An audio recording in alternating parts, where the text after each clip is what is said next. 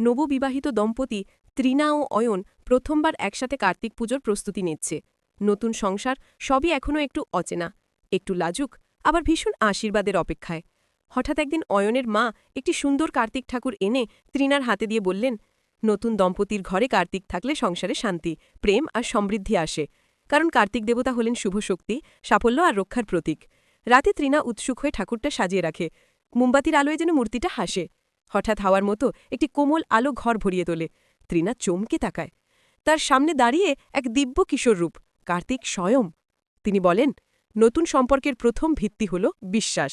তাই আমি তোমাদের ঘরে এসেছি সেই বিশ্বাস, সাহস আর একতার শক্তি দিতে। এদিকে অয়নও আলো দেখে দৌড়ে আসে। দুজন হাত ধরে দাঁড়িয়ে থাকে। কার্তিক আবার বলেন, যে দম্পতি একসাথে পথ চলে, একে অপরকে সম্মান করে, তাদের সংসারে আমি আশীর্বাদ দিই। তোমাদের দাম্পত্য যেন থাকে প্রেমে, সাফল্যে ও রক্ষার আলোয়। কথা শেষ হতেই আলো মিলিয়ে যায়, কিন্তু ঘরে ভেসে থাকে এক অদ্ভুত প্রশান্তি। ত্রিনা বুঝতে পারে, কার্তিক ঠাকুর শুধু মূর্তি নয়, নতুন দাম্পত্যে সৌভাগ্য, ভালোবাসা আর সুরক্ষার আশীর্বাদ। পরদিন থেকে তাদের সংসারে ছোট ছোট সুখ যেন নিজেই এসে জমা হতে থাকে, হাসি, শান্তি, বোঝাপড়া আর এক নতুন পথ চলার শক্তি।